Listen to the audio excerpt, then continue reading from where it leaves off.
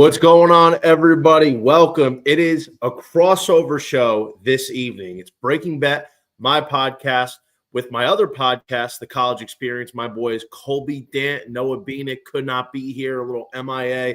Noah taking some much-deserved vacation time. So I'm filling in, and I got my guy, Will, from Overdue Sports. Had him on my podcast to start the season, a little preseason action. Will, my friend, thank you so much for being here tonight. Absolutely, man. I'm super stoked to dive into the weekend, even though we have no lines right now and we're sitting on Thursday night. So we're still going to dive in the best we can. But, man, it's always brutal trying to figure out what you want to do, and you have really no gauge of what the lines are going to look like. Absolutely none. And that's the problem. And listen, I know there's no lines out at the moment. That's disappointing considering the first 3 weeks there have been lines. But we're still going to talk through a lot of the big series. We're going to give our opinions on what the prices should be, how we would handicap them, games 1, 2, and 3, maybe throw in some parlays and what we would play said number out to hypothetically. But before we get into all that, since I'm doing a little The College Experience this week, we got to talk about something real quick. We got Edge Boost here. Same Game Parlay Network has partnered up with the Edge Boost, the premier Visa debit card for bettors. An Edge Boost card allows you to avoid the hassle of having your card denied at the sportsbook, DFS site, sweepstakes site, racetrack, or casino. Plus, you can earn up to $750 in cash back rewards for using your Edge Boost card. And if you know your money is safe, as the card is FDIC insured, the best part is no credit checks and it's completely free. Sign up today. Use the promo code SGPN so you get better cashback rewards and instant Tier 2 status. I'm using my Edge Boost rewards on a certain play I like this week as soon as the lines come out. That's edgeboost.bet, promo code SGPN. That's edgeboost.bet, promo code SGN. We're also brought to you by mybookie.ag. MyBookie is your favorite place to bet sports, plus props for every game. MyBookie accepts customers from a ton of locations, easy deposit and lightning fast payouts using crypto. Highlight a bet you like on MyBookie. Head to mybookie.ag, promo code use SGPN or your promo code for 100% deposit match up to $1,000 plus a $10 casino check. That's mybookie.ag, promo code SGPN. Okay, we got some action here. I know we're looking in. Let's get started with a little Old Dominion Auburn. Now, Auburn's off to a fantastic start. We would think it's Samuel Dutton going back to this Friday roll. He's looked absolutely fantastic. I would imagine Auburn is going to be a very big favorite here, but Old Dominion's no slouch. Like, they're not an SEC level team, but we've seen this team hang tough with Georgia Tech in the opening weekend, and this is a team that could be live. We know Auburn hits. Their pitching has been the difference thus far, and that's a lot of the questions that we've had coming into the preseason. But I don't know if I'm sold yet on this Tigers pitching staff. How do you see this series playing out? Do you think this is a clean sweep for the Tigers? Yeah, I'm with you. Every year it seems like I can never get the read on Auburn pitching, but I will say this about them. They play really, really good baseball at home, and they're catching a mid-major team at home, and I think that's just going to continue with the offense. This offense is red hot. They've got 4 guys hitting above 350 right now. Eric Snow, a transfer in, is doing really well. Ike Irish, obviously one of the top draft picks in the class, is mashing, and he will continue to mash. This lineup is absolutely loaded, and I'd be hard-pressed to believe they don't walk away with a sweep, especially just historically, the way that they seem to play at home. They'll even catch some of the better SEC teams in conference play on home series. So I really like this one. This is probably one that, depending on the line, I might use as a parlay piece. I think Auburn sweeps, man. I would find it really hard to believe that they would drop one of these games. They've looked really, really tough so far. They've beaten some really solid teams so far. And to my surprise, because pitching really has been the crutch of this team over the last couple of years. Yeah, listen, I really wanted to put these Auburn Tigers in some kind of a future bet. I did, because I believe this team can get there. This is a team that was making a deep run into the College World Series in 2022, I believe. Sonny DiChiara, the big boys offense. They had a great pitching staff. They went into Corvallis, excuse me, and took down the Beavers. So my thing is this. The Tigers are off to a hot start, and it will be cool to see them pick up steam for the futures. But for this weekend, I do agree with you. I think the Tigers are live to sweep, and I like them on Friday night as a parlay piece. Chances are they're going to be somewhere, and I would say like the minus 350 range on a Friday at home. It could be more, but I still think Auburn here is good to lock in. Yeah, I'm definitely with you. That's where I would think the line would be too, but that's always what I look for in these Friday parlays because these are the kind of games that these teams should handle on Fridays. And if they do drop one, a lot of the times it comes on getaway day or maybe they get caught with their pants down on Saturday, but definitely love Auburn on Friday night. Yeah, I like that one. All right. This is probably, in my opinion, the best series of the weekend and the best Friday game. ACC is opening conference play for some of their teams. That includes Stanford, North Carolina. The Cardinal is traveling their first big move all the way from Stanford, California, or Palo Alto to Chapel Hill. And we should be getting Jason DeCaro, Matt Scott, a premier pitching matchup. Two guys that could legitimately be first rounders, Scott this year, DeCaro next year. My thing is this.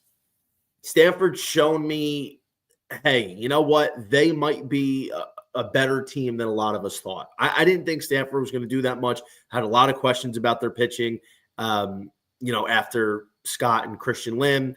And their hitting, I felt was going to be good, but was it going to be anything even remotely close to the Stanford teams that they've had in the past couple of years? So far, they've played a relatively favorable schedule. But now they're playing a team that I personally believe is proven to be the third best team in the country right now with the Tar Heels. Jason DeCaro at home. I personally would make this game UNC minus 166, Stanford plus 130. I would set the total somewhere around 10. I think UNC, the way they're playing and the travel advantage on a Friday, moneyline Jason DeCaro, and I think the under is good. Anything 10.5 and up, that's an under. 10, I still think is an under. 9.5, I'm probably off of. Yeah, I'm 100% with you. This is a team that I've been talking about for the last 3 weeks that I keep saying, like, book your ticket to Omaha. This, in my book, Carolina is one of the only teams in the country right now that I feel confident in saying that in. They've been unbelievable, and the offense hasn't been dominant, but they're not really a slugging team. They're a manufacturer runs team outside of Hunter Stokely and Luke Stevenson, but the pitching is just unbelievable, man. And like you said, Jason DeCaro is probably going to be a top 10 pick when he's in the draft. And the bullpen has been ridiculously good between guys like Ryan Lynch, Cameron Padgett, and Matthew Mathis, or however you say his last name. Matthias. And Scott Forbes really is a fantastic coach. He knows how to manage that bullpen really well. If that line is in the 160 range, I mean, this is probably going to be my favorite play of the day, depending on what this line looks like. I'm all in on the Tar Heels. We've seen these bigger teams lose these midweeks, and, we've had the whole conversation of do midweeks matter? And Carolina just game after game, in the ECU series, they had games get moved around and they had short weeks bouncing into midweek series, and they just continue to win. They find ways to win. We saw it against Coastal this week. They score when they need to, and they shut down innings when they need to. And this team is just unbelievably good.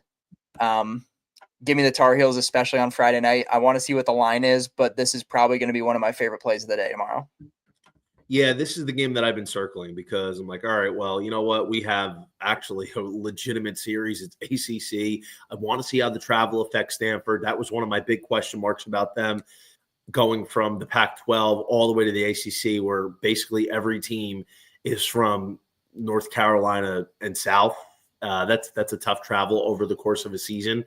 So I think this is a good spot for UNC at home on a Friday. It's a lesser series in the ACC, but we got Boston College Virginia, it does look like, unfortunately, Evan Blanco is not going to be pitching, at least on the Friday or Saturday. It's going to be Jay Woolfolk again, Thomas Valancius on Saturday, but Sunday has still been undeclared. I don't know if Evan Blanco gets himself back into that rotation. Virginia long-term is a team that was in my key 3 preseason bets to win it all. I believed in this offense. I think this pitching staff was going to be much improved, and obviously Blanco is a big piece of that. Jay Woolfolk, though, at home against Boston College, where do you make the line, and how do you feel betting it? Man, I don't know. This team has just not put it all together for me yet, and I know it's still early in the season. You're figuring out bullpen roles. You're figuring out all that. I have to imagine this is going to be close to minus 200, if not more. I mean, I'd be really hard-pressed to believe that Boston College, who was the worst team in the ACC last year, they're playing just under 500 ball. They show flashes at times. They're like frisky at times, but on a Friday night at Virginia, I don't know. This might be like minus 250. It would be my guess, just preliminary, but I don't know. It's hard not to back Virginia, but it's not a team that I like backing right now in their current state, just because they just haven't been a complete team yet. And I'm still waiting for that. I'm still a huge believer in this team. I really think they're going to catch fire at some point, and this is a really good series for them to get back on track and kick off ACC play. So maybe look at a parlay piece here, but I've kind of strayed away from Virginia over the last 2 weeks. I agree with that. And the reason is because UVA has been so tough to bet on after their first 2 weeks. They haven't looked right. But last week, a nice sweep against Dartmouth. Maybe they shook off the demons. Maybe they just needed a layup and just to beat the shit out of a bad team, put up some runs, get some confidence, and get the juices flowing again. That might have been the cure. I don't know how it carries into this week because, listen, Boston College is probably one of the worst teams in the ACC, but this is still a conference game, and it's the beginning of conference play. I do expect Virginia to win the series. I would hope that they win. The problem is, I do agree with you. I could see UVA being the minus anywhere from at the open, anywhere from minus 220 to minus 250. As a parlay piece, I may include them depending on what else is offered.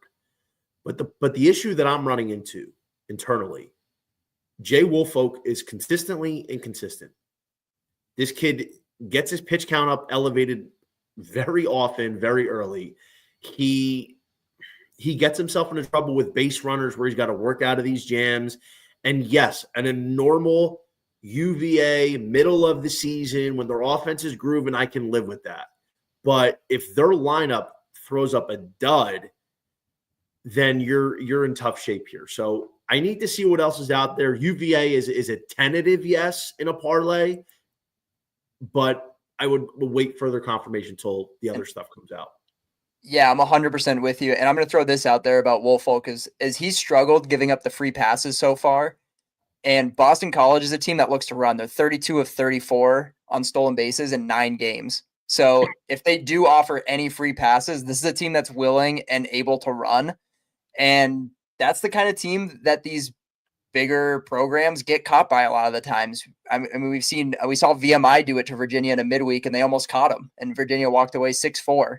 Boston College plays that similar like style of play. They're not as polished up offensively on getting on base as VMI is, in my opinion, but they play that style. And we just saw Virginia struggle with that style. So if they do walk some batters, especially in this first game, they might be in some trouble. That's my concern. Boston College, I can definitely see taking at least one here. But overall, I need to see when the lines come out. And like I said, we're just trying to assess what they would be and where you would take them at. And if you throw them in a parlay, because we're dealing with hypotheticals right now, it's disappointing that nothing is being offered. It's 10:15 p.m. Eastern time on Thursday night, when in the first 3 weeks, we've gotten lines by 9 o'clock, the absolute latest. So, that's where we're at here, and just trying to bring you as much of a breakdown as we possibly can. Let's go to the Carolinas here. Coastal Carolina, East Carolina. Once upon a time, this was a series that really turned some heads. Now, I don't personally, I'm not that high on East Carolina baseball this year. In the past, I've been not to win the national championship, but consistently, Trey Savage, Zach Root, to bet these guys on a weekend was something that I look forward to. Not so much anymore. I expected a down year from them, and they haven't really disproved me at this point. Coastal Carolina in a new regime under Kevin Schnall. The Chanticleers always have talent. And their offense, despite not being as good as what it was last year, 2 years ago, can still put up runs. Their pitching staff is interesting because they have talent. They have talented arms, but they don't have consistent arms. I would say their best pitcher overall is probably Cameron Flukie, who's going on Saturday. They're going with Luke Jones tomorrow and Riley Eichhoff on Sunday. Would you look to be betting Coastal here at ECU? I have Sunday circled, actually. I've had Riley Eichhoff start circled for me. Flukie, I think, is by far the most talented pitcher in this pitching staff, but the ERA is super inflated. He's not striking out guys at the rate that I thought he would, just given his stuff and some of the development I saw from fall camp. I mean, he's got 10 strikeouts in 12 innings or 12 and 10, one of the two. And he just hasn't looked that sharp yet. He's rocking a 6.5 ERA. And like you said, like, he might be the most talented in this group, and this is not the East Carolina team of years past. It make that very clear. They're playing 500 baseball, but this is still the Jungle, and it's still Coach Godwin, who's a fantastic coach. They're going to get up for this game. They hung around with UNC in a couple of games, just like we saw Coastal hang around with them last in the midweek.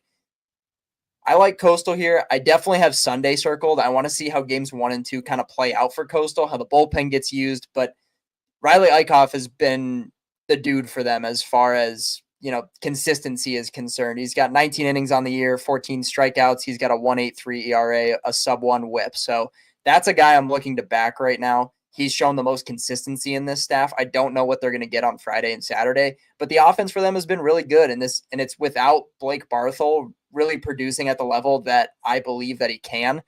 I've mentioned him before as one of the better, if not the best hitting second baseman in college baseball. And he's really struggled to this point. He's only hitting 227 with a handful of home runs. So the production isn't what I expect out of him, but you still have guys like Dean Mijos, who's flirting with 400.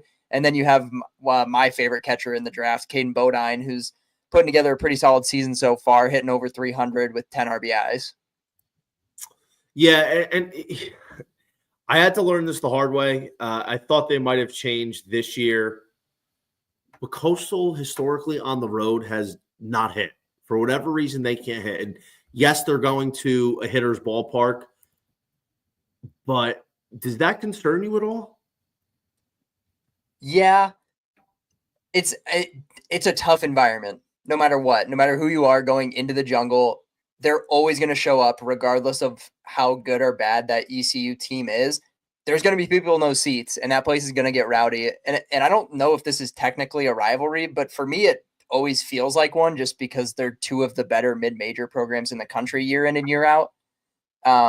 So I think this place is going to be rowdy, and that's not an easy environment to go into, especially because the block or the bottleneck for Coastal over the last couple of years has been pitching. And so I think even though East Carolina's offense is not what it was last year, the pitching is not what it was last year, they almost bring back nobody from last year's team. I still think they're able to catch one and maybe take a series. I picked Coastal to win the series, but I would find it really hard to believe that they walk away with a sweep. I think East Carolina's going to catch them on one at least. I would agree. To be honest with you, I think Coastal should win the series. The pitching for ECU is talented, but I don't think it's to the point where I'm believing in them to back them. I think overall line should be relatively fair. I think I would probably price Coastal as something along the lines of maybe a -135, -140 favorite for game 1, depending on how that goes. Maybe put Cameron Flukie more in the -150 range. I don't think this should be an outrageous price difference throughout the whole weekend. And just based off the talented roster, I would be back in Coastal. I just get worried about the fact that they have had a tough time hitting away from home, even in a hitter's ballpark. And like I said, the ECU pitching staff does have talent. So picking the series, I would go Coastal. It wouldn't be a parlay piece for me. I don't have that much confidence in it. It'd be just a straight bet. But once we get the lines here, then we can make a more informed decision. This is probably one of the more interesting games, in my opinion. Assuming the pitching matchup I think happens. Xavier against Vanderbilt. The Musketeers have not confirmed their starting pitching. But I would have to think after last week, they have Jake Hooker going on Fridays, who was pretty good against Stanford. At Stanford, 6 innings, 3 runs. He is a very talented pitcher. In fact, one of my subscribers in my Discord went out of his way to DM me and tell me about Jake Hooker, how his son and Jake Hooker played ball when they were growing up, and he was really good. So he said, watch out for Stanford. It could be a tough game for them. And honestly, until Hooker left the game after 6 innings, it wasn't, it was pretty close. So Vanderbilt's lineup, Will, I knew it might struggle this year, even though they added Brody Johnston and they got Mike Mancini. They have RJ Austin. Not impressed. I'm not impressed. To some degree, I feel like Vanderbilt's like a lesser version of Arkansas. Overall, they can pitch, but their lineup is spotty at best. And it's tough picking a team like them. It's the same kind of thing. Vanderbilt's probably more like Nebraska, except Nebraska doesn't have as much pitching depth. You never know when they're going to show up on offense. But J.D. Thompson's my guy. I didn't take him at UCLA last week because I didn't like the travel spot. I didn't like how he wasn't appearing as sharp as I thought he could be. UCLA could be scrappy. They have some guys that could get up for that game. Vanderbilt ends up blowing him out. Here, though, do you like Vanderbilt at home on Friday with J.D. Thompson going, if it is indeed against Jake Hooker? Man, it's really tough not to back Thompson, but you're so right on this offense. And I talked about them a little bit on my podcast on Sunday night after their series wrapped up.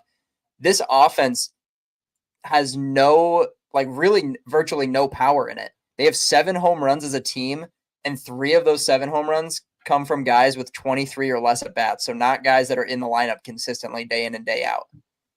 That kind of lack of production, it makes it really, really hard on an offense, especially when you're playing this death by paper cuts, single offense.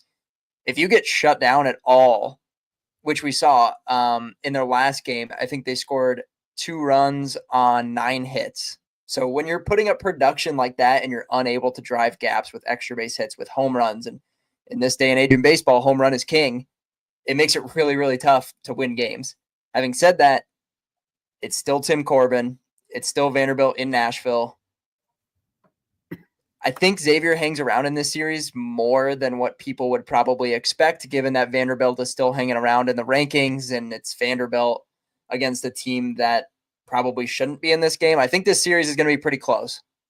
It's not a series that I have in my head as one that I'm going to go out and bet on. I'd be curious to see the pitching matchup here. So if it is indeed Jake Hooker on Friday, as I personally suspect, I think this is probably something I'm going to look at as an under. I want to know, obviously, what the totals are, but I'm hoping that we get a total 11.5 or bigger. I think that's an under for me. Because if Jake Hooker goes and pitches the way he's been pitching, the Vandy offense, even at home, I don't have a ton of faith in. By nature, the Vandy boys come with the SEC tax, so you're probably going to be paying a decent amount. Vanderbilt's probably going to be, I would say, 220-ish tomorrow, whenever the lines open. I think it's good enough for a parlay piece with J.D. Thompson. And I think J.D. Thompson, who preseason I had as a top 5 pitcher off the board this summer, at least college-wise. hasn't looked as good as he could. But I expect that to continue to evolve as these pitchers get in better game shape, as they get more innings under their belt, and make some adjustments. That's why I also like the under, because of Jake Hooker. I think Hooker can keep the Vandy offense at bay. And like I said, if it's 11.5 or bigger, I think we're going down. I can easily see Vanderbilt win this game along the lines of like 5-2. So Vandy in the under. I think Vandy's good in a parlay piece, provided that the price is somewhere between $200 and $250. If you're paying $3 for Vanderbilt, then I'd probably think twice about it. But I'm telling you, this kid Jake Hooker is good. I watched him last week against a tough Stanford team out in Palo Alto. It was an impressive show he put on.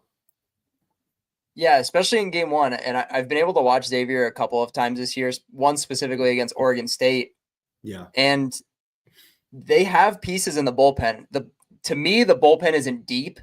And so especially on Friday, if they hang around in this game and it starts off low scoring and it starts trending towards that under, they're probably going to burn their better bullpen arms to try and stay in it and maybe sneak a win. So I'm with you as far as the under. I'm not a huge totals guy when it comes to college baseball. I like to really, really pick my spots, but this might be one. I would also say what I've been doing and what I'm going to continue to do until I see otherwise. I might look at fading Vandy on Saturday with Ethan McElvain.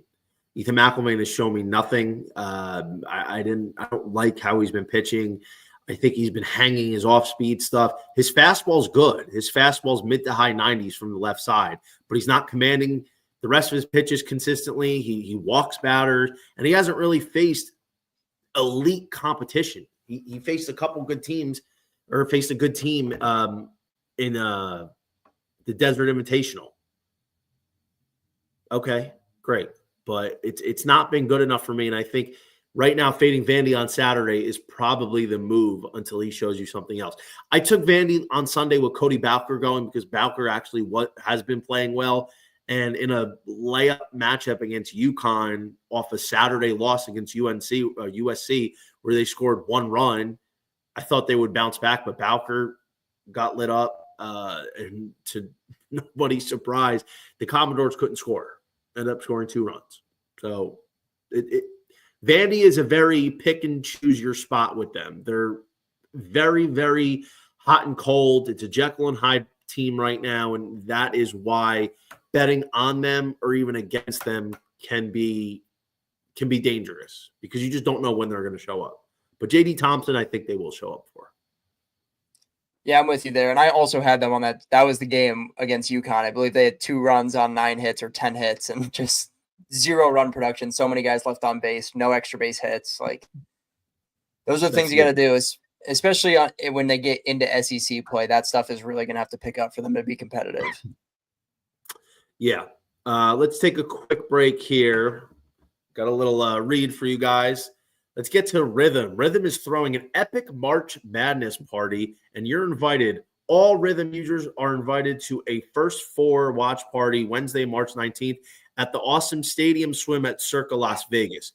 Free drinks, plus you get to hang out with the guys from SGPN, and it gets better. Rhythm is also giving away a $250 March Madness future for one random lucky Rhythm user. Even if you can't make the party, you can still with the future bet.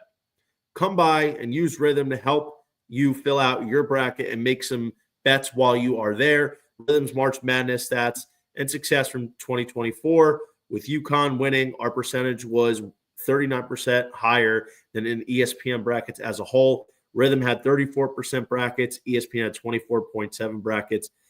Rhythm predicted Duquesne, NC State, and Oakland upsets. 45% of Rhythm brackets had NC State reaching the Sweet 16.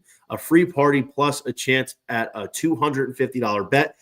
Go to sportsgamblingpodcast.com/party for details. That's sportsgamblingpodcast.com/party. We're also sponsored by Underdog. NBA, NHL, college basketball, whatever sport you can cash in big with Underdog Fantasy Pick'em. Underdog is offering a Luka Doncic discount for every Lakers game for the rest of the regular season. Also, for football diehards, pick and projections for select players' 40-yard dash times during the NFL's combine. Here's a pick 'em entry I like. Sorry.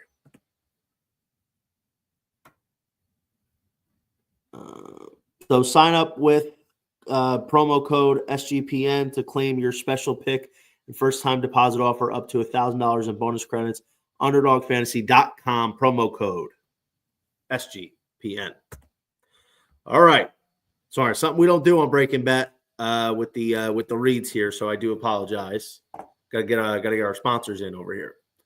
All right, let's move back on to the ACC. Notre Dame, Wake Forest. Now, Wake and Bake has looked like a wagon. But the problem is they haven't really played anybody.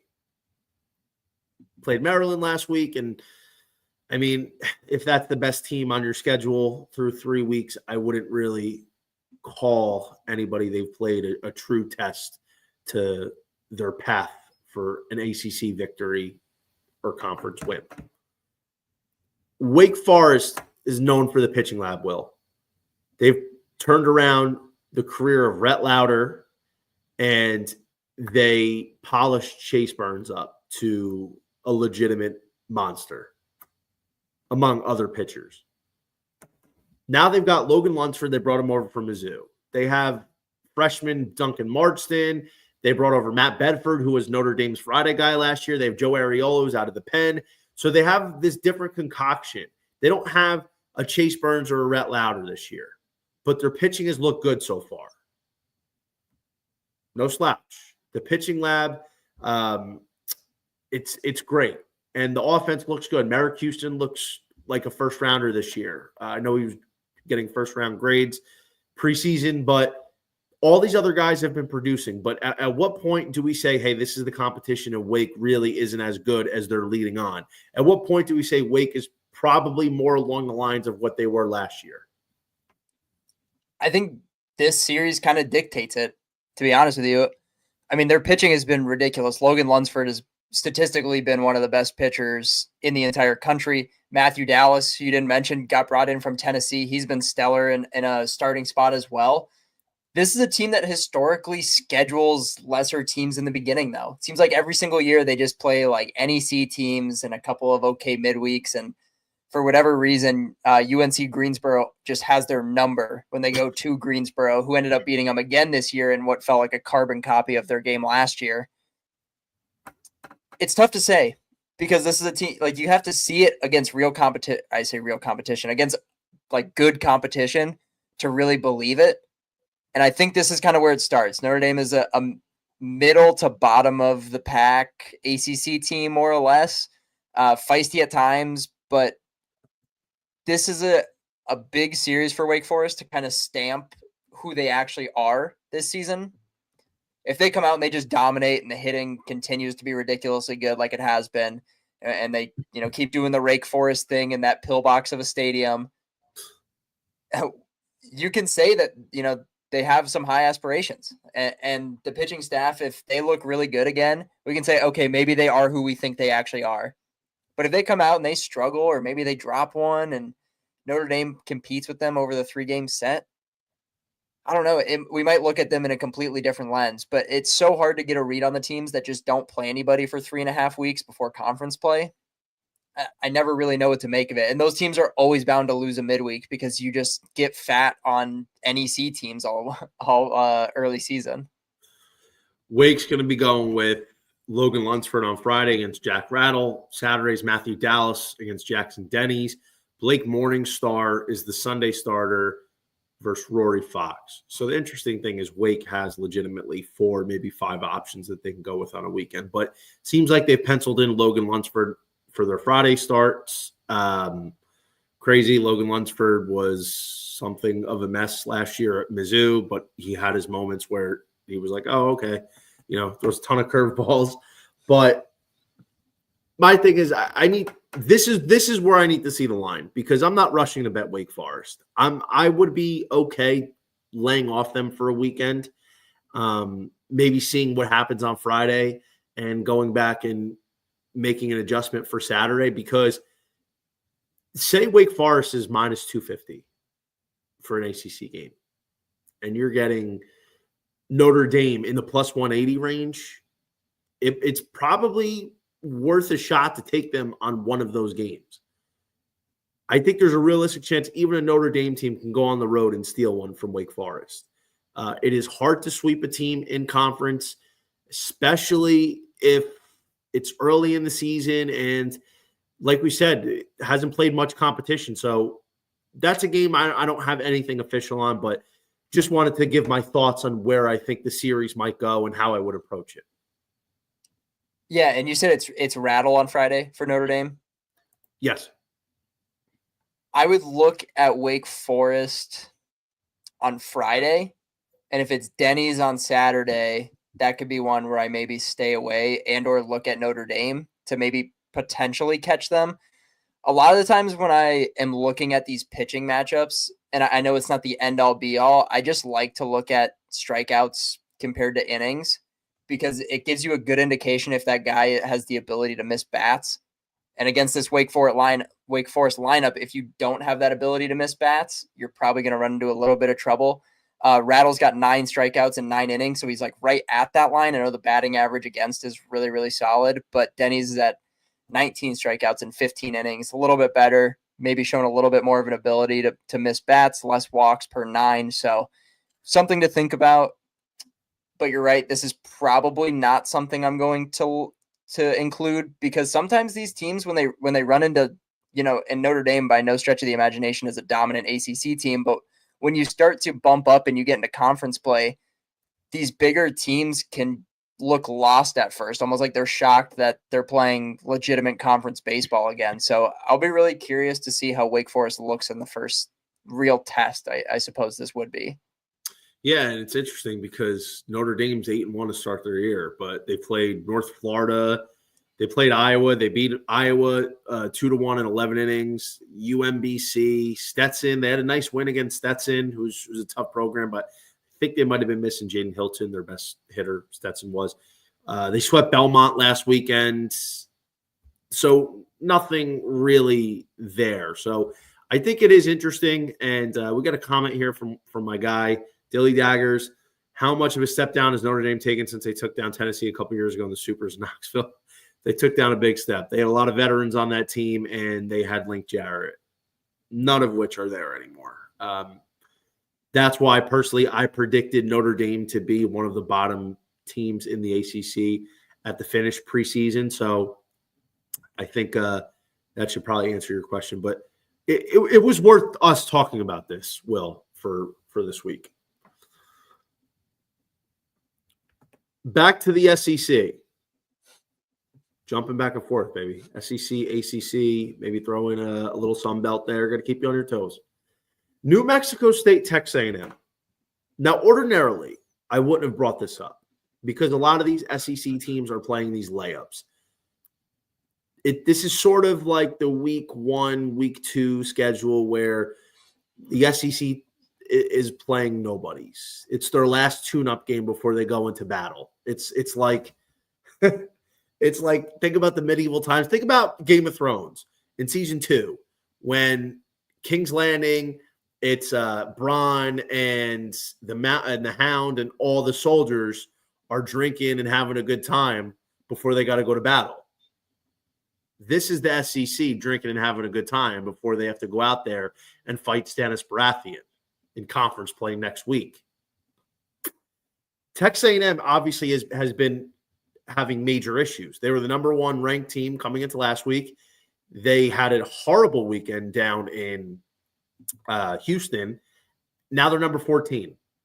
Their hitting has been a mess. Their starting pitching has been great.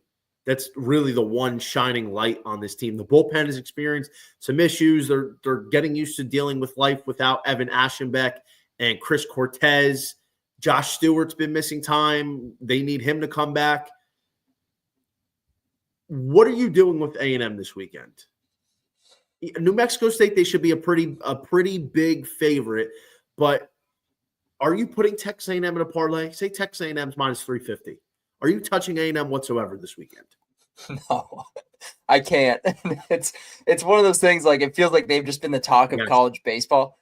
Yep, Yeah. Russell, we have to talk about them. We have to talk about them. Yes. I feel like it's all I've talked about for the last 2 weeks, but I'll do it again. I mean, like a lot of programs, we're so early in the season still. Teams are figuring out bullpen roles. A&M is doing the same thing. You lost your pitching coach last year, who in Max Weiner, who's obviously one of the better pitching coaches in the entire country. So you're kind of dealing with that. You got a first-year head coach with the biggest expectations potentially ever, and you're scuffling. This is the series that Texas A&M, in my head, starts to mash. Like you said, the starting pitching has been fantastic. I think they're just ironing out roles in the bullpen and figuring out who is going to go where, and they just have been on the wrong side of some appearances from bullpen arms. They have to hit. But damn, I'll be hard-pressed to believe that Jace Laviolette hits anything under 300 when we get around to June, and he's hitting 225 right now. I would be shocked if he did.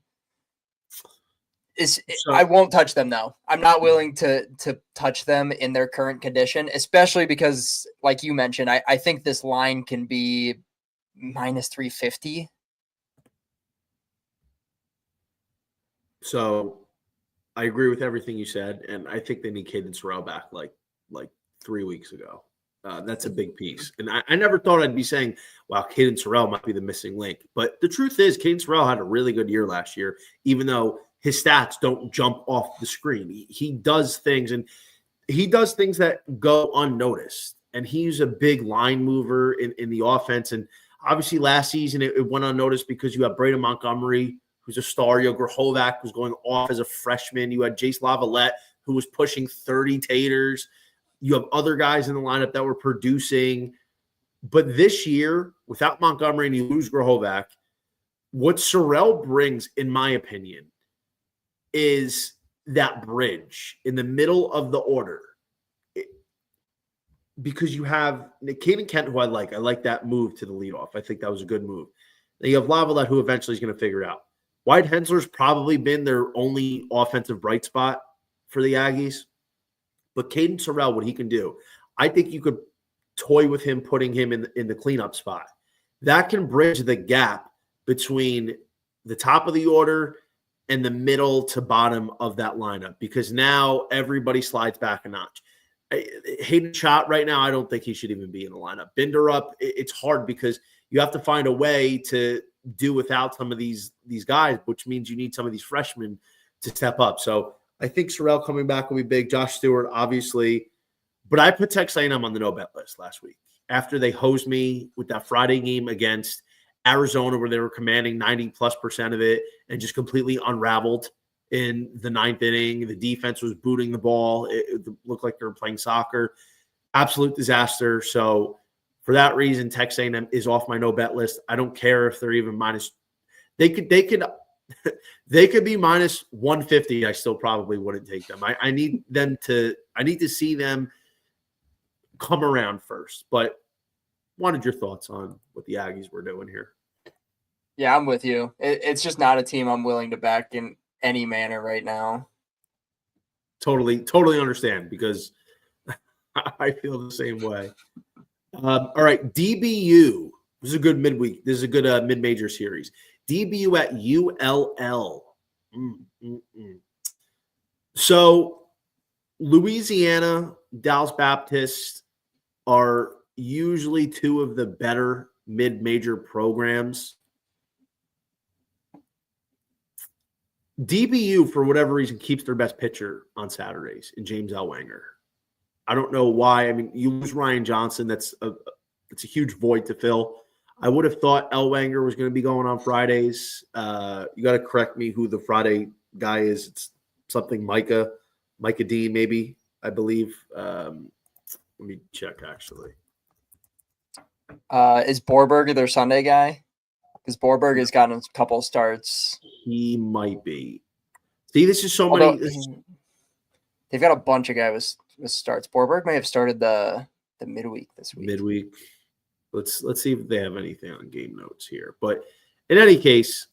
Dallas Baptist, Dallas Bombers University, the offense is off to a very, very hot start. They've had some good series, man. They played Oral Roberts. They played LSU in a midweek, and they played Oklahoma this midweek. They beat them 11-0. So the Dallas Bombers are alive and well. Grant Jay is hitting the cover off the ball and looks like a guy, especially as a catcher, who should be a first rounder. Yes, Friday it is Micah Buckham. So I knew there was a Micah in there. He's going against Matthew Holzhammer, which that is news because I don't know what happened with Chase Morgan. And Saturday is James Elwanger for DBU, and there's TBA for the rest of the weekend. So Chase Morgan not going on Friday changes things now. And to be honest, I might like it over here because Micah Buckham hasn't been that great to start the year. It's a 5.87 ERA. He has a lot of strikeouts, just a little. He only has 5 walks and 15 in the third. But Dallas Baptist can hit. And now the fact that Chase Morgan is not going on Friday is a big deal. And Holzhammer's only got 7 innings on the year, 6 strikeouts, 3 walks, 5.14 ERA. I think this could be a rare Friday night over spot. So I'm hoping if there's a line that's 10.5 or less, I think it's a definite over. I think you start getting into 11.5 territory, it's still playable because now we're getting a pitching matchup that is probably more fit for a Saturday or Sunday. But then DBU on Saturday goes back to their best guy, James Elwanger, 0.9 ERA, 10 innings, 14 Ks to 4 walks versus TBA. I think this could lean Dallas Baptist for the weekend. Yeah, I'm definitely with you. And this is not a typical Louisiana Lafayette team that we're used to seeing. They are a little bit weaker than in years past. And Dallas Baptist is really good. This is a team that I had in a futures bet to make Omaha.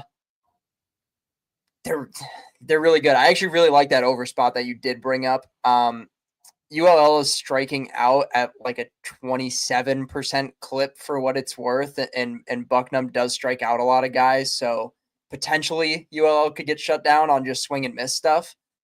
But yeah, this could be a really solid over spot. We just saw this offense throw up 11 against Oklahoma, who is arguably the hottest team in the country coming into that midweek game, and they beat the brakes off of them.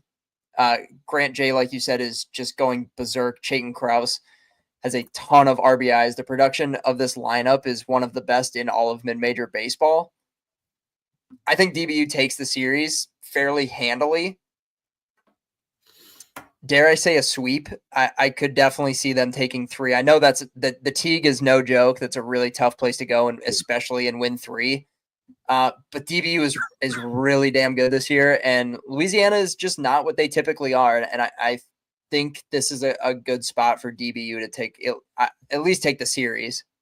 Yeah, I agree, especially with this pitching development. I'm trying to find out what happened to Chase Morgan, so I do apologize. But the truth is, I think the offense is definitely a lot better for DBU than ULL. And if Chase Morgan doesn't go, I don't know if it's there for ULL because Chase Morgan legitimately is outside of Tyler Bremner and maybe Jackson Flora. I don't know if I can name a better mid-major pitcher than Chase Morgan. Honestly, like this kid is unbelievable, and the truth is, without him, it's going to be a difficult task. They've been throwing other guys in the starting rotation. Like Andrew Herman is typically a guy that is good for them, but he's been bad this year to start the season. He's already given up 8 earned and 12 2/3. So I think they're trying to figure out what works. I don't know if Morgan got hurt or not, but maybe they're not trying to show their hand. Maybe he comes out on Saturday. Maybe ULL is trying to get a little sneaky here. So I haven't seen anything on him injury-wise, so I'm very interested there. But one thing I will say about Dallas Baptist, their bullpen has been bad. Their bullpen has been very, very scary. I think the fact is you can get DBU up 6-1, 7-1, 7-2 like they've been after a good starting performance from one of their pitchers, and then their bullpen comes in and just lets it completely unravel. That's what's been happening. That's what happened last weekend. They let Oral Roberts back in the game. They were up handily pretty much the whole series.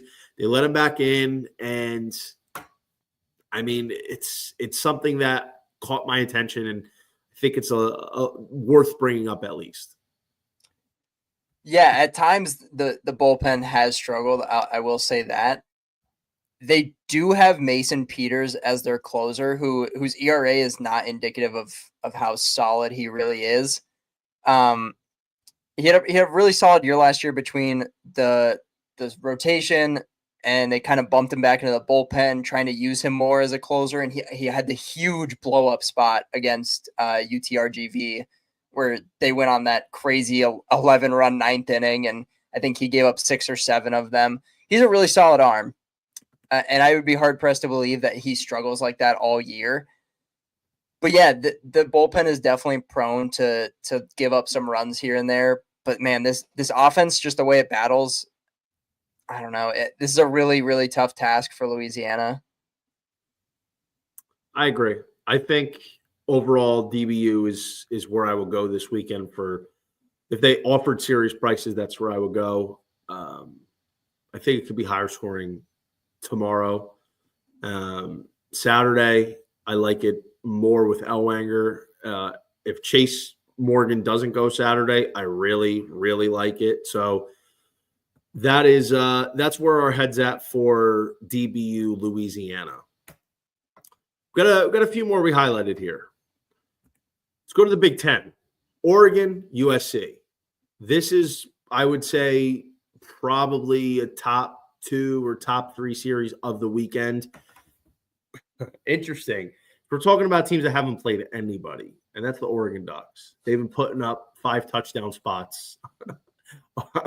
They were putting up 5 touchdown spots on teams last week. I think they put up 50 runs against Columbia in the first 2 games of the series last weekend. So Oregon's going to be going with Grayson Grinzel, no surprise, Friday night on the road.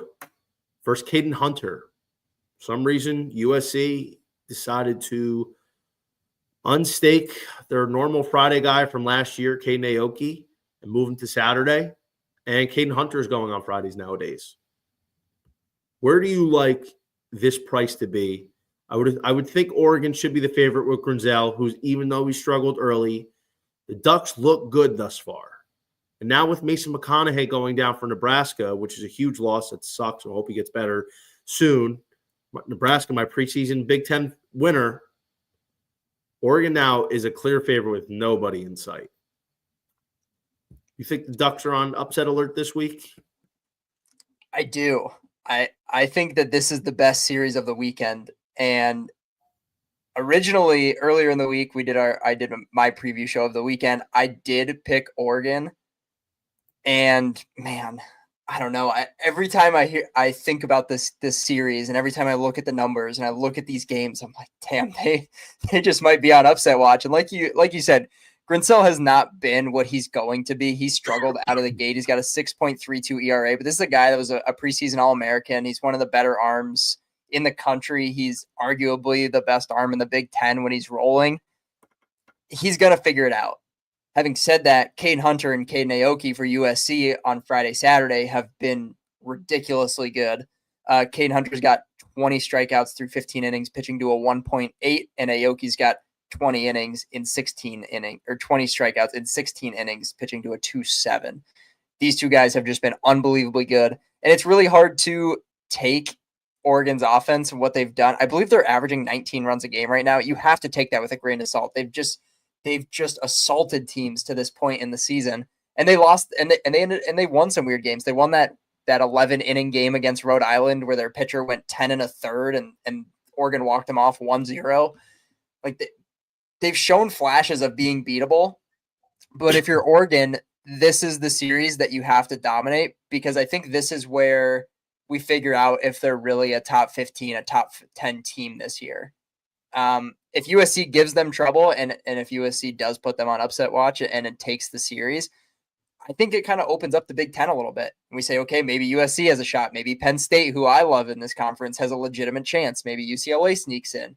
So I think it opens up a ton of stuff depending on how this series goes. I'm going to be looking at USC, and my theory on why they're saving Aoki on Saturday, specifically in this series, would be because Grinsell hasn't been as sharp. So maybe you think you can catch him against Caden Hunter on Friday, and then you roll out arguably your most talented arm on Saturday and hope to just take 2 in a row right there. And then whatever happens on getaway day is whatever happens. Well, I like that look, but Caden Aoki was actually starting on Saturdays to begin the season. But this is a good series overall, but it could be something that ends up determining the Big Ten regular season because these are two of the favorites. And now with Nebraska, I'm not going to say Nebraska's done. They're still a talented team. Like they're still in contention to win the Big Ten before the conference play even starts. But it's, that now they have a bigger hill to climb. But in any case, Grayson Grinsell, big fan. I think he's a very good pitcher. I don't personally think he's as good as a lot of other people make him out to be, but nevertheless, I would think it's him and McConaughey as the two best pitchers in the conference. That being said, Oregon, their offense is good. I think their offense is it's good enough, but I don't know if it's anything close to what they've been showing us. And here's the thing. They're going against Caden Hunter, who's been really good. I've watched him pitch a little bit, and going against Caden Aoki on Saturday. Grayson Grinsell is going against a USC offense that is not good, that they can't score. They've had trouble putting up runs. So I want to see where this total opens at. I think we could see potentially, as the trend has been going this year, it's been heavy unders on Fridays and Saturdays. I think this could follow suit Friday, Saturday, 2 low-scoring games, and then Sunday's higher scoring with who is it? With Michael Ebner going for USC and Will Sanford going for Oregon. In terms of a side, I would probably give Oregon the edge on Friday. And this is something that we've been pointing out. Conference play starts. I typically like to favor the home team for game 1 of a series in the conference. So if USC won this game, especially with a struggling Grinsell, I would absolutely not be surprised whatsoever. But I would think against an offense that has not done much, Grayson Grinsell can get back to what he does best. So if Oregon takes game 1, I really like Aoki in game 2 against Colin Clark. And then Sunday's the toss-up day. So my initial handicap with no prices, I would probably say even on the road, I would probably make Oregon something like a -150 favorite. I think that's fair. Conference on the road against a team with a good pitcher, I think 150 for Oregon is fair. Now, I like that. I like that under in Friday, Saturday, and I like slightly Oregon on the road going against the trend on Friday and then going back to USC Saturday. I'm with you there. I do like that. I do think Oregon is going to find a way to win this series. That offense is really talented despite what they've gone against so far. They're not 19 runs a game talented, but it's still a really good offense. There's a reason they won their regional last year. I know it's not the exact same offense, but they bring back a decent amount of pieces from that 2024 team. Yeah, the guys that are doing really well, it's not a surprise. Mason Neville, 7 home runs, 340 average. Maddox Maloney, 425 average, 5 homers. Oregon's done well on the bases, 23 for 26 in stolen bases. So there's a lot of talent on this team, definitely. But it, like you said, we have to take it with a grain of salt right now. and I'm glad that we're able to do this. I don't touch totals unless you all suggest. We don't know what the totals are, but typically when conference play starts, especially on Friday nights, what I've noticed a lot in the last few years is the totals are anywhere from 9.5 to 11.5. Typically 10.5 is being the median is what we see most often. So by default, I'd probably say 10.5 is where we see an open. And I think 10.5 is probably fair, but I would like the under there.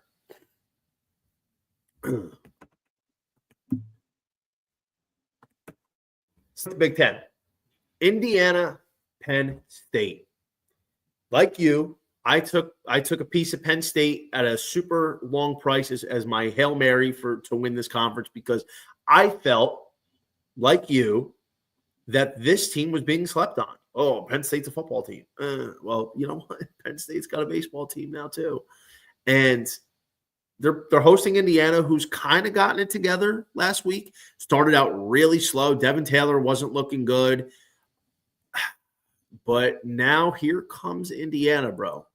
I think it's really interesting to see how the emergence of Corbin Dickerson, who's taken a jump in the Golden Spikes market, how Devin Taylor's just coming back with a vengeance this last week. Plus, they're going to be going with Gavin Siebold, Indiana is, in game one. So I should correct, this series is going to be a doubleheader on Friday.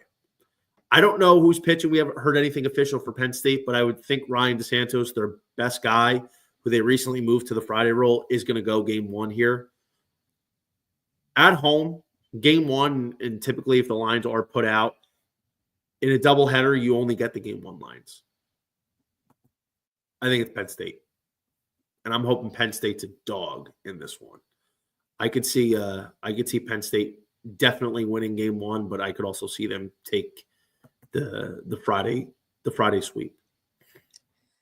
Yeah, the whole schedule change did kind of throw off what I was planning to do. I was planning to take Penn State in game one. Should be DeSanto. I assume that games 1 and 2 for them will be DeSanto and Horvat. Still looking at Penn State, and fingers crossed they are a dog. This offense has been really solid so far. Paxton Kling has really looked like the real deal. He's got 6 bombs so far on the year. Ryan Weingartner has been fantastic for them.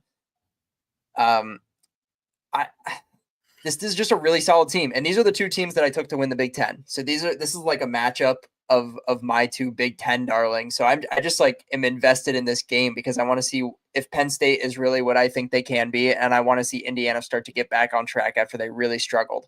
And this is a team that's replacing a lot of pitching from last year. So I anticipated a slow start. I didn't anticipate the offensive struggles that they showed through the first couple of weeks, but you're right, they're starting to figure it out. Devin Taylor's coming around. Tyler Cerny is going to figure it out. I know he's still struggling a little bit right now, hitting around that 250 mark. So he's going to come around at some point, could be this weekend. Like you said, Corbin Dickinson has been ridiculously good. So this is going to be a really fun game. I would think this is probably going to be a pretty short line, would be my guess. Maybe Indiana is minus 135, Penn State's plus 110, something like that. That's what I would think. And I'm going to be looking at Penn State, especially on Friday. Yeah, I agree with you. I think the fact is Penn State's hot right now. They have a better pitcher going. Gavin Siebold, though he has a 6.23 ERA, his Sierra is 3.54. Strikeout rate's pretty solid at 25.9%. The walk rate is okay, 12.1%. But Ryan DeSanto, man, Noah, I'll give our boy Noah Beanick, shout out to Noah, credit on DeSanto. He put me on to him first week, so we got to bet Penn State on the Sunday. I actually had Penn State, I think, on the opening day against Mizzou, which was a smash. I did too. Yeah. And he put us on a DeSanto on Sunday. He goes, bro, I have no idea why Penn State waited to save their best arm for Sunday. This kid is electric. And the St. Joseph transfer, 2.84 ERA, 18 strikeouts, 12 2/3 innings, and his Sierra is 1.94. So I think that's all we need here. And if there is a plus next to the price of Penn State for game one, hit it hard, because this is a team that can sneakily win the Big Ten this year. Last highlighted series is UConn-Miami. Miami lost the series at Florida. It was a tough interstate rival. Those two teams play each other tough, but Nick Robert, Griffin Hughes, Miami starters looking pretty good, bro. UConn, I like to fade these cold weather teams, but now that they've already played 3 weeks and they have found their groove and they're going to warm, sunny South Florida, you think Miami's got the series on this one? Yeah, I do. And this is not the same UConn team that we saw last year make a ton of noise in the preseason. That was an extremely, extremely senior and graduate student laden team last year. It's a similar roster makeup in that it is an older team. It's a lot of guys that jump up from the Division III level. It's just what UConn does, and they do it really, really well. But that's kind of one of those things where the learning curve or the adjustment curve this early in the season, it hits those teams really hard. And it hit them hard last year too. And then we saw what they did when they snuck into the tournament. They end up winning a regional. So it's probably going to be a similar story. This team isn't going to come on until a little bit later. They did get the convincing win against Vanderbilt last weekend. So they are capable. Like, there's flashes in this team. This is a talented group. I don't think Miami is going to sweep this series, but Miami's pitching is really solid. And I know they just dropped the series against Florida. That's a really good Florida team. Tip the cap to Miami for dominating getaway day, because that's one of those series as well that you can just kind of like roll over and just get the piss beat out of you on Sunday and just like take the loss. But they came out and they dominated Florida in game 3. I could see UConn taking one of these, but I think Miami is going to take the series. I think that's a good look. Miami right now with their pitching has been really dangerous, and it did well against Florida's offense, and that's pretty impressive. So tip our cap to Miami, and one of my favorite players in the country, in Danny Cuvée, bro. That kid is a star. I can't wait to bet Golden Spikes for Danny Cuvée next year. So I would probably join you on that. I think UConn can get one, though. UConn is that team that is under Jim Penders. They're still a good program. Like you said, they're not what they were. They're not the team that a few years ago was a collapse away from beating Stanford and going to the College World Series, but they're still good enough to catch you on a wrong day. Before we close out here, any other series that you're looking at that we didn't touch on? Yeah, I'll be tuned in a little bit to UCLA in Maryland. I think can have some interesting stories. At least on Friday, I think we could be looking at a solid game. I'll be curious, just because Maryland typically does not pitch well at all, but they always seem to hit really well. And UCLA is playing that classic UCLA style this year, where they're pitching the shit out of the ball, but they're hitting like 260 as a team. So I think this could be I think this could be more interesting than it's being led on to be. I'm actually really excited for the Friday night game. Yeah, definitely. UCLA, are they somewhat decent nowadays? This is a brutal travel spot, though. We're going to see how that affects. It is. That's why I would probably lean Maryland early, but I would need a real line out of this before I look at that. Yeah. Our boy Mike coming in here. Great show last week, Johnny, with Noah and Colby. We banged out part of that Friday night. Good stuff, brother. Keep up the good work in the lines. Appreciate the support, Mike. But we need lines, brother. I can't stand this. Because the thing is, here's the problem when lines aren't up this late, which I hope this doesn't become a thing. Because last year and the years before, after the first month, Saturday lines started coming out late. So Friday nights, I would go to bed and there's no lines, and I'd wake up Saturday morning and sometimes there was no lines. When I wake up on Saturday morning and they don't start coming out till like 10 a.m., I can't deal with that, especially not for the Friday games. So that's a big problem. But I'm interested in this Oregon State San Diego series.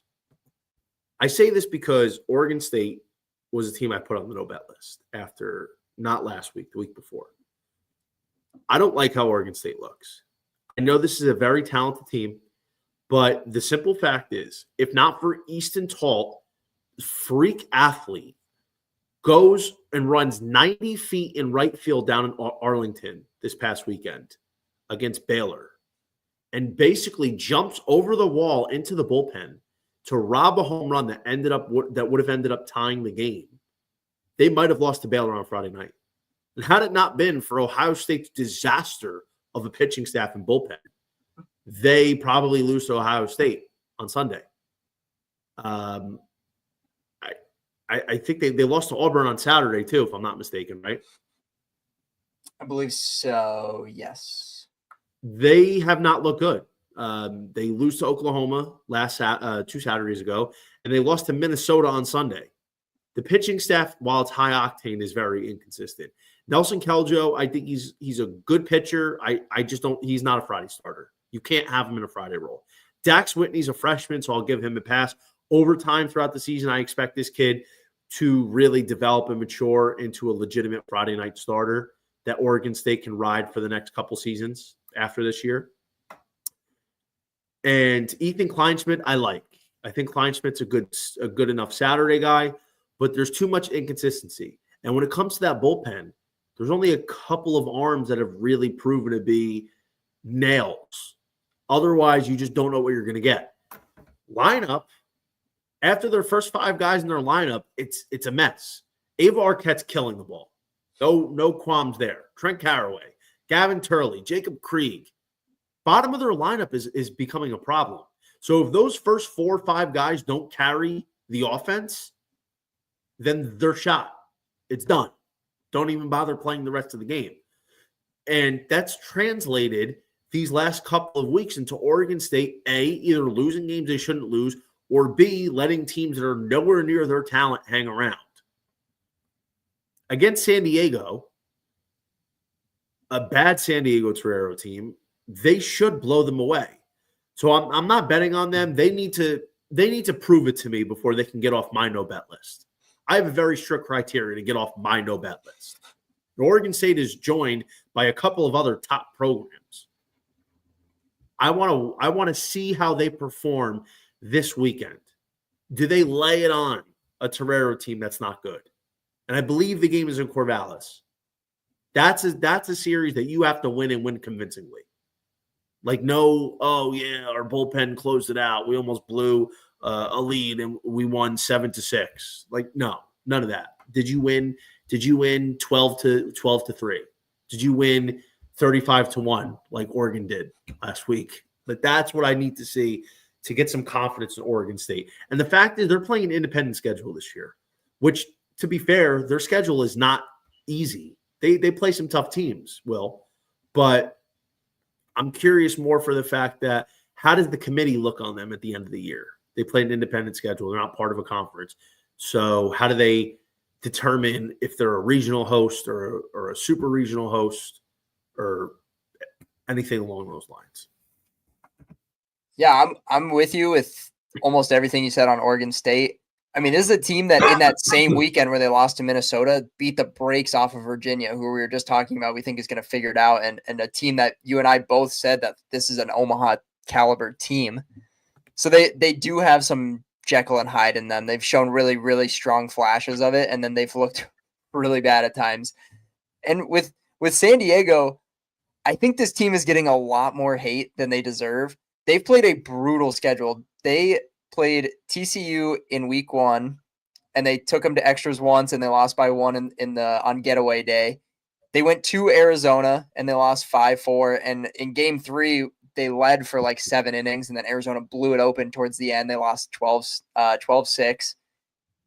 They handled CSU Bakersfield, whatever, and then they got pounded by UC Irvine this past midweek. So they played a really tough schedule. I think they're actually a little bit better than their 2-10 record leads on. But going to Corvallis is a different beast. Oregon State has been traveling probably more than any other team in the country to this point. So for them to actually just like get their feet grounded and stay in Corvallis, I think this could be smackdown weekend for the Beavers, and we see them do what we expect them to do all year. I would hope, man, because if they don't, then noise is going to grow a little bit louder. Meanwhile, they're celebrating going 2-1, but beating Ohio State and Baylor. I'm just saying for the here and now, for betting on them, I think long term, this team is going to be okay because they have a lot of talent and they have, a lot of pedigree as a program. So it's something I felt like we should talk about. And I mean, you bring up good points. San Diego has played a tough schedule thus far, but I don't really have a lot of stock in the Toreros they're definitely not what they were last year. I mean, they were a 2 seed last year. It's not that. Yeah. There was one more. It's a lesser game, but Arizona State Gonzaga. ASU is a team I've bet every Friday night with Ben Jacobs on the mound. Bet them pretty much on Saturdays too.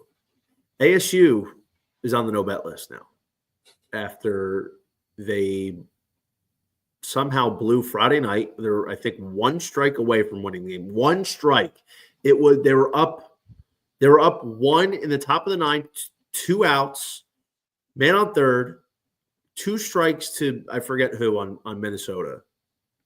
And the reliever allows a triple to tie the game, and they go into the 10th. Of course, they don't score anything in the 9th because Arizona State's offense is only good from innings 1 through 7, and then come 8th and 9th when it's time to clutch up, no. And then they lose Saturday. Saturday they had a multiple-run lead, coughed it up. They had a 3-run lead, I think, in the 8th. They bring in some freshman with like 2 guys on, thinking he was going to get out of it. Meanwhile, this kid allowed a grand slam to a guy in his first at-bat. They lose. And then Sunday, they were up by 4 or 5. They almost blew it again. And it sucks because ASU was my preseason team to win the Big 12. I'm like, this offense is great.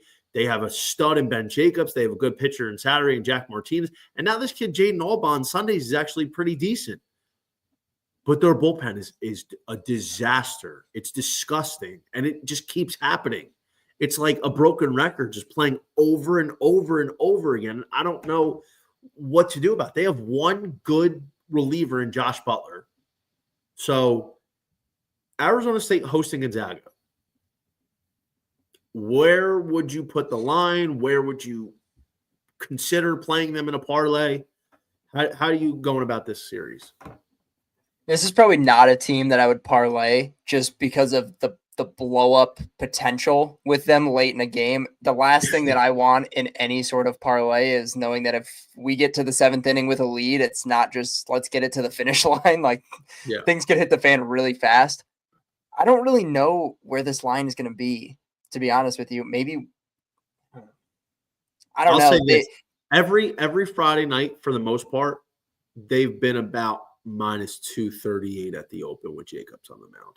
And listen, they haven't played really any gimmies. I mean, they played Ohio State, who we now know their offense is legit. Hit. They're the new version of Campbell, with Justin Hare leaving Campbell to head up Campbell Jr. at Ohio State. Played Oral Roberts. It's a solid mid-major team. And they played Minnesota, who Minnesota might actually be decent. I don't know. ASU needs one of those like clean sweep, big win weekends, no bullpen meltdown, because they're entering territory that Ohio State is. If you see either of these teams up by like 1 to 3 runs in the 8th or 9th inning, it's not a bad idea to live bet the opposite team. Yeah, I mean, this is a team that they split with UCLA, who we're like just talking about. That's a really solid UCLA team. Like, they might be returning to form as a program. But then you lose a series to Minnesota. Like, I just don't have I mean, they mash. This offense is ridiculous. Brandon Compton is a maniac at the plate. He's so much fun to watch. But this bullpen, you have no clue what you're going to get. They should handle this series, but they did lose on Friday against Oral Roberts. So it's not necessarily a guarantee. Even if you're backing Jacobs at a higher price, the bullpen is still going to be in play at some point unless he like really rolls and is really efficient. So And with a guy who's as high of a strikeout guy as he is, probably not going to happen. So it's probably not a team that I'm going to touch this weekend, depending on how things shake out. Yeah. Me too. You don't get off the no bet list by just beating them. But last one is where is it? Sorry, where is it? Where are you? Where'd you go? I think it was. Oh, there it is. Oklahoma hosting Sam Houston. The Sooners' offense was something of a concern for me. I felt like the Sooners obviously have the pitching. Kyson Witherspoon is a stud. He is legitimately one of the best arms in the country. He's going to be one of the first arms off the board this year. But their lineup is not something I fully believe in at the moment. The one thing they do, and Reggie Willits installed it, was the base running. We've known that for quite some time. They're going to be one of the best base stealing teams in the league, in the nation, I should say. They're playing Sam Houston. It's not the same Sam Houston team from the last few years, but they're still a viable option to get up. Parlay piece. Let's talk Friday night. Kyson Witherspoon on the mound. Minus 298. Let's put in the number on it. They've been minus 290. They were not, I think, minus 298 to open against CSUN last weekend. Definitive parlay piece? Yes. The Sam Houston team, they lost to Rice. They lost a series to NJIT. I know they hung around with LSU in the midweek series, and they beat UT Arlington, who also hung around in some midweeks too. But this team is not good. And with Kyson Witherspoon on the mound, like this is probably going to be a really strong parlay piece for me, especially if we're in fact right and it's right at that minus 300 price. Do you give them a shot on Saturday or Sunday with Malachi Witherspoon / Cam Johnson going? I think it kind of depends on what they use on Friday. For me, that's a lot of how I go about parlays is like, what of the bullpen did you use on Friday?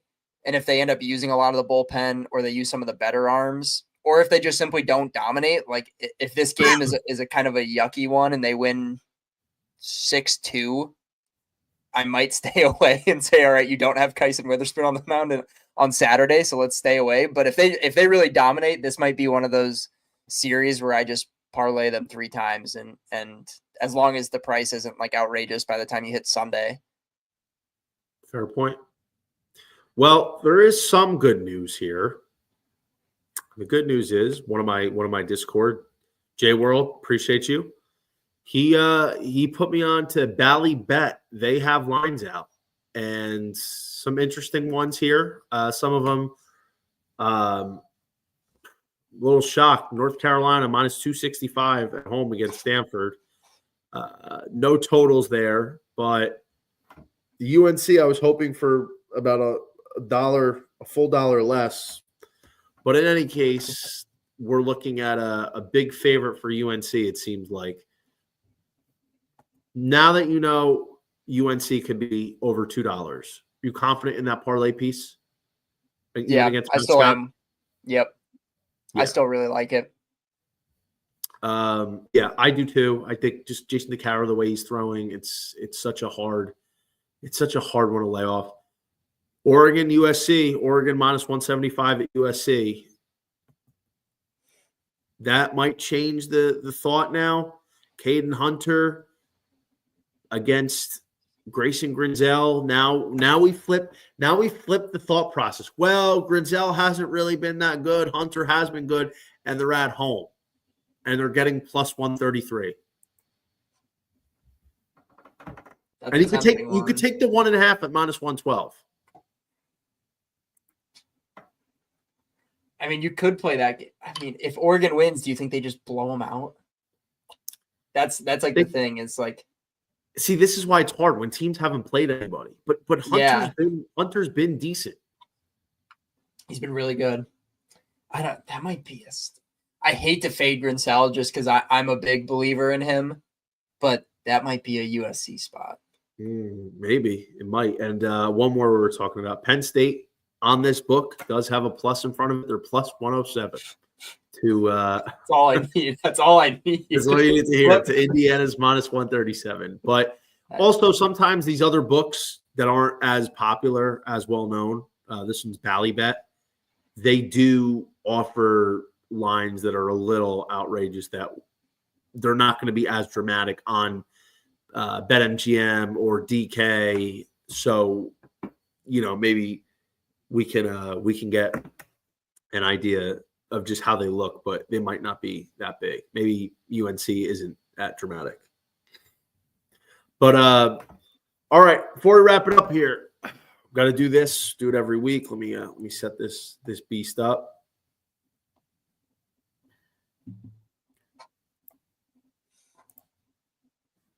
Going 11.7 pick'em contest. I got my boy Noah here. His picks for the weekend.